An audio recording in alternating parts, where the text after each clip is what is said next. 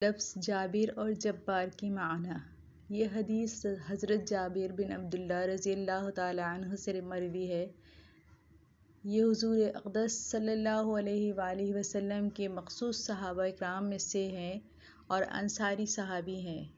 مدینہ طیبہ کے رہنے والے تھے۔ ان کا نام جابر ہے۔ بعض لوگوں کو شبہ ہوتا ہے کہ جابر تو ظالم آدمی کو کہتے ہیں، تو پھر ان صحابی کا نام جابر کیسے رکھ دیا گیا؟ اور اللہ تعالیٰ کے نام گرامی جبار کے بارے میں بھی یہی شبہ ہوتا ہے کہ اللہ تعالیٰ کے 99 اسماء الحسنی میں سے ایک نام جبار بھی ہے، اور اردو میں جبار کے معنی ہیں بہت ظلم کرنے والا۔ اس لیے عام لوگوں کو یہ شبہ ہوتا ہے کہ اللہ تعالیٰ کے لیے لفظ جبار کا لفظ کیسے استعمال کیا گیا۔ اس شبہ کا جواب یہ ہے کہ عربی زبان میں جابر کے وہ معنی نہیں ہیں جو اردو میں ہیں۔ اردو میں جابر کے معنی ظالم کے آتے ہیں، لیکن عربی میں جابر کہتے ہیں ٹوٹی ہوئی چیز کو جوڑنے والا۔ ٹوٹی ہڈی کو جبر کہتے ہیں، اور جو شخص ٹوٹی ہڈی کو جوڑے اس کو جابر کہتے ہیں۔ تو جابر کے معنی ہوئے ٹوٹی ہوئی چیز کو جوڑنے والا، اور یہ کوئی غلط معنی نہیں ہے بلکہ بہت اچھے معنی ہیں۔ اسی طرح جبار کے معنی ہیں بہت زیادہ ٹوٹی ہوئی چیزوں کو جوڑنے والا۔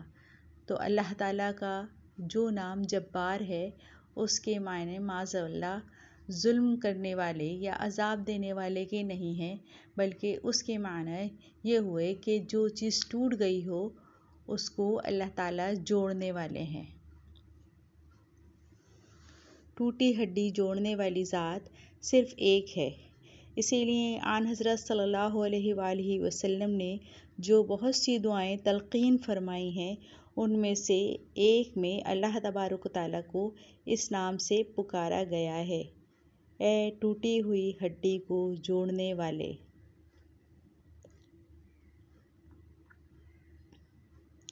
اس نام سے خاص طور پر پکارا